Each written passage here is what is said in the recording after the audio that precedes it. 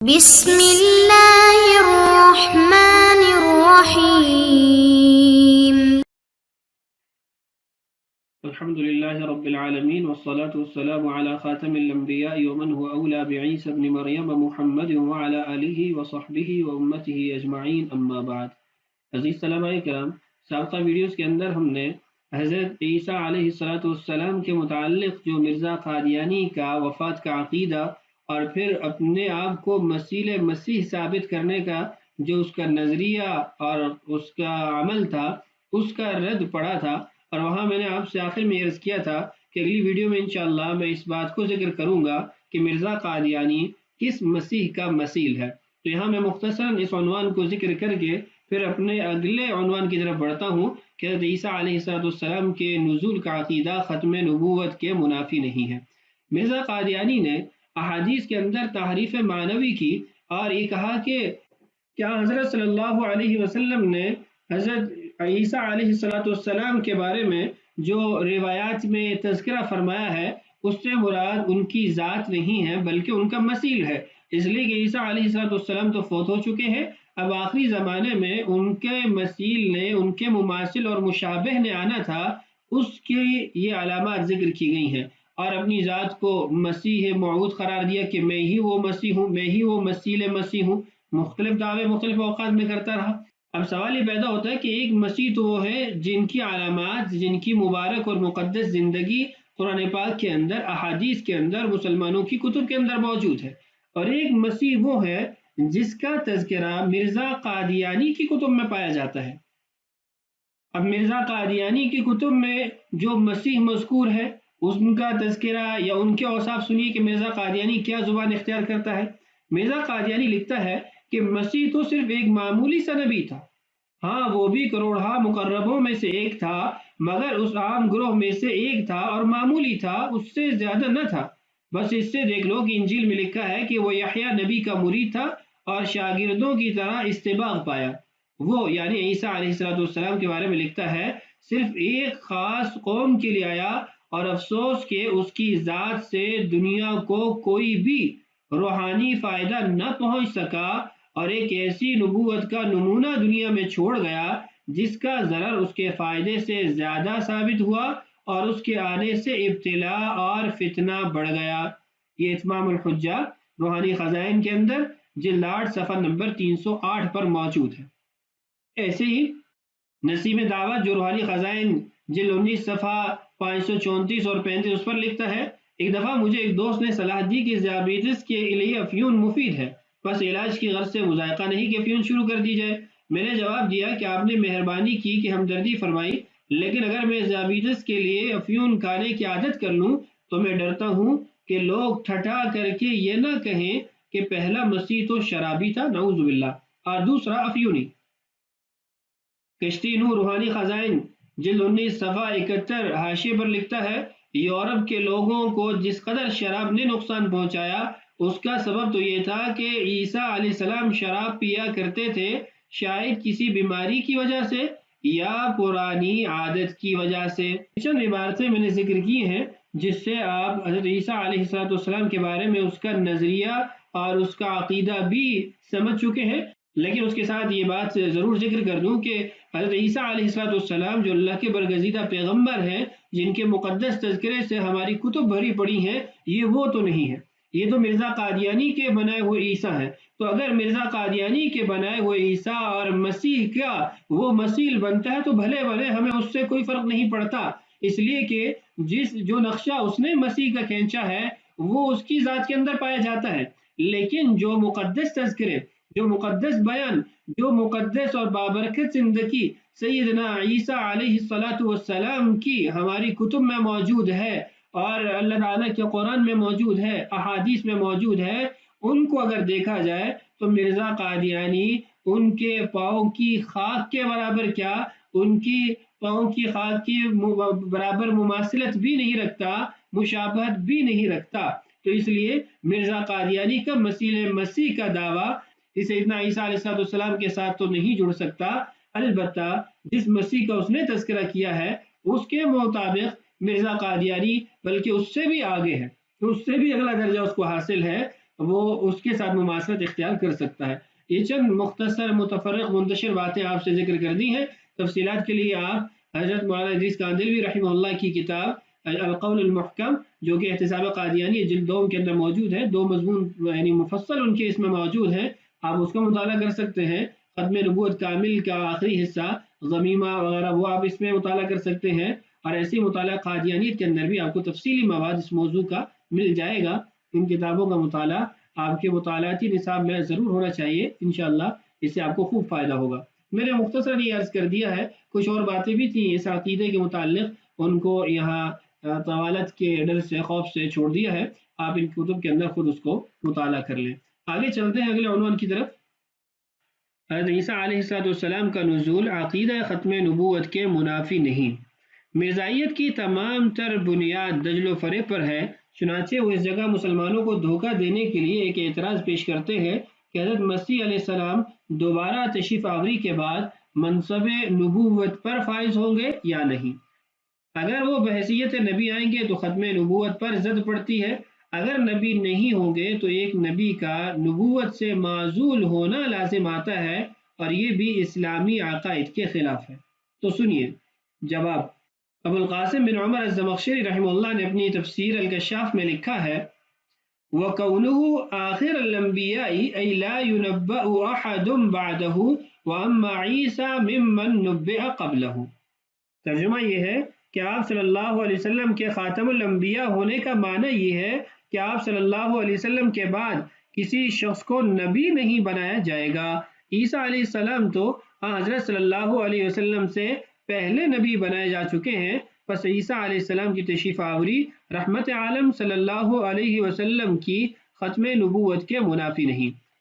آپ صلی اللہ علیہ وسلم وصف نبوت کے ساتھ اس دنیا میں سب سے آخر میں متصف ہوئے۔ اب کوئی شخص وصف نبوت حاصل نہیں کر سکتا، نہ یہ کہ پہلے سارے نبی فوت ہو گئے، یعنی حضرت عیسیٰ علیہ السلام کو وصف نبوت رسول اللہ صلی اللہ علیہ وسلم سے پہلے مل چکا ہے۔ اب بعد میں بھی اگر وہ ظاہر ہوں گے تو وہ وصف نبوت جو ان کو حاصل تھا وہ اللہ کے نبی صلی اللہ علیہ وسلم کے بعد نہیں ملا، پہلے سے ان کو حاصل ہے۔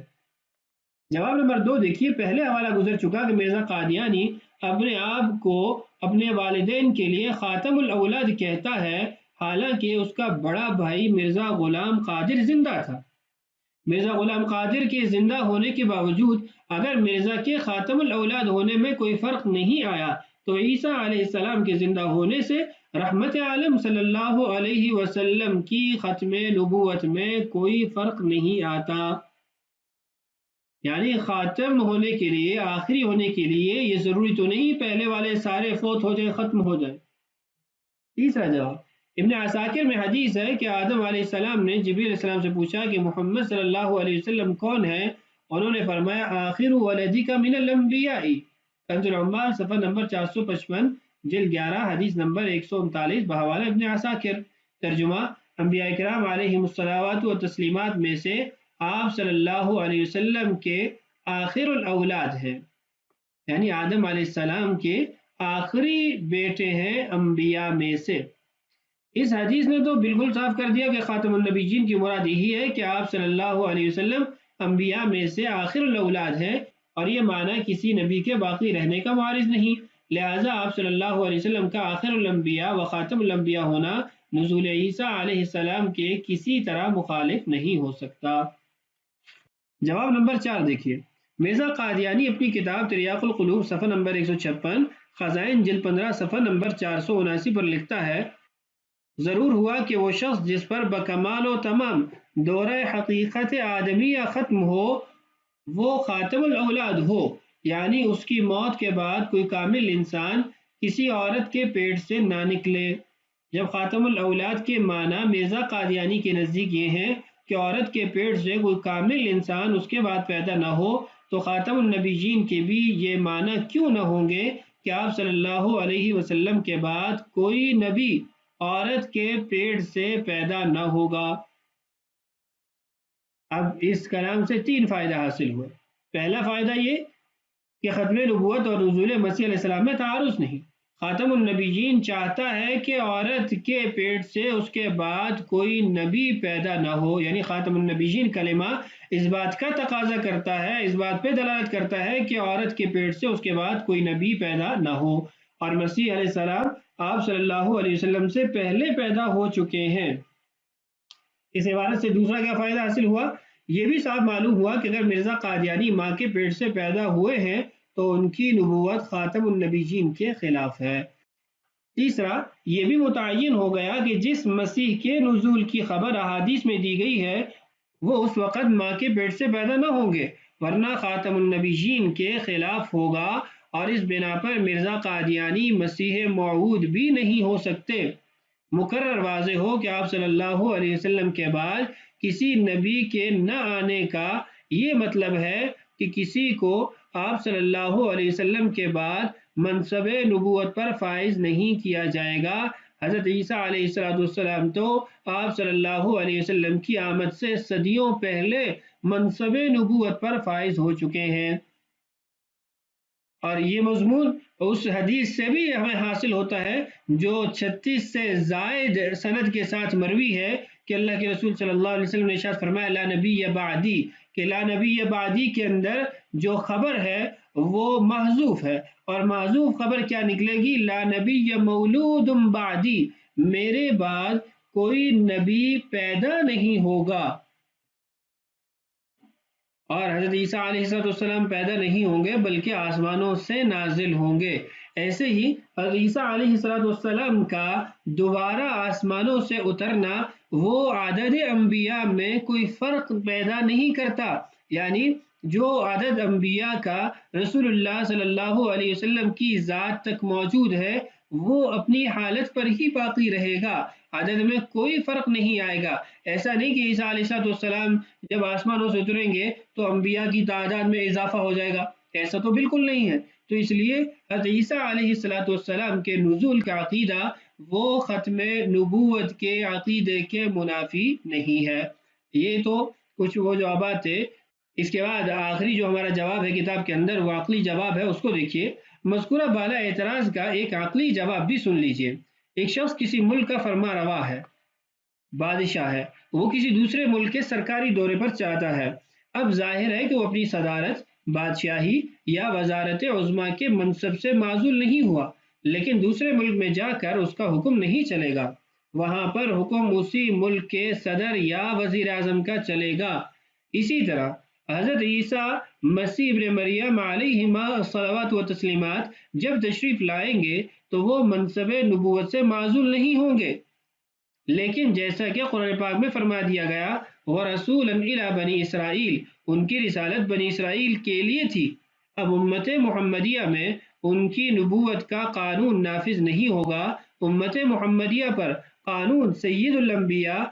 حضرت محمد مصطفیٰ صلی اللہ علیہ وسلم ہی کا نافذ ہوگا۔ یہ الگ بات ہے کہ حضرت مسیح علیہ السلام کی آمد سے یہود کی بھی اصلاح ہو جائے گی اور نصارہ کی غلط فہمی بھی دور ہو جائے گی، یوں وہ سب دین قیم اسلام کے حلقہ بگوش ہو جائیں گے اور لِيُظْهِرَهُ عَلَى الدِّينِ كُلِّهِ کا فرمان پورا ہو جائے گا۔ تو یہ کچھ جوابات تھے جن سے اس بات کو ثابت کیا گیا کہ عیسیٰ علیہ السلام کا نزول عقیدہ ختم نبوت کے منافی نہیں ہے۔ تو ہم نے متعدد ویڈیوز کے اندر سوال نمبر 6 کو مکمل کیا۔ سوال نمبر 6 کی جو مباحث تھی وہ میں یہاں خلاصتاً ذکر کر دیتا ہوں، ان کے نام گن دیتا ہوں۔ آپ سابقہ ویڈیوز میں ان کو ملاحظہ کر چکے ہیں، اگر آپ نے اس وقت نہیں سنے تو ان کو بھی سن لیجیے۔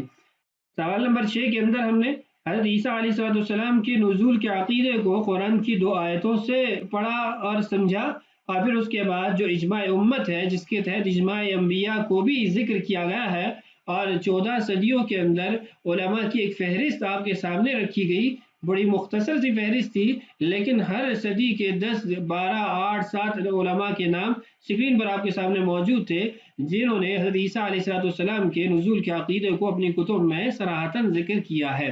ایسے ہی ہم نے مرزا قادیانی کی اپنی کتب سے بھی اس بات کو ثابت کیا کہ وہ بھی اس بات کا قائل ہے کہ یہ عقیدہ مسلمانوں کا متواتر عقیدہ ہے، اور 13 صدیاں چونکہ اس کے زمانے تک 13 صدیاں گزری تھیں، 13 صدیوں کا عقیدہ ہے۔ اور اس کے بعد اگلا ہمارا عنوان تھا کہ مرزا قادیانی جو مثل مسیح ہونے کا دعویٰ کرتا ہے اس کے باطل ہونے کے دلائل، اور پھر مرزا قادیانی کس مسیح کا مثیل ہو سکتا ہے اس کا تذکرہ، اور پھر آخر کے اندر کہ حضرت عیسیٰ علیہ السلام کا نزول، یہ عقیدہ رکھنا یہ ختم نبوت کے عقیدے کے خلاف نہیں ہے۔ تو یہ کچھ پوائنٹس تھے، کچھ مباحث تھے جو ہم ان ویڈیوز میں سوال نمبر 6 کے متعلق پڑھ چکے ہیں۔ اللہ تعالی ہم سب کا حامی و ناصر ہو، اللہ تعالی ہماری اور ساری انسانیت کی اس فتنے سے حفاظت فرمائے۔ السلام علیکم ورحمۃ اللہ وبرکاتہ۔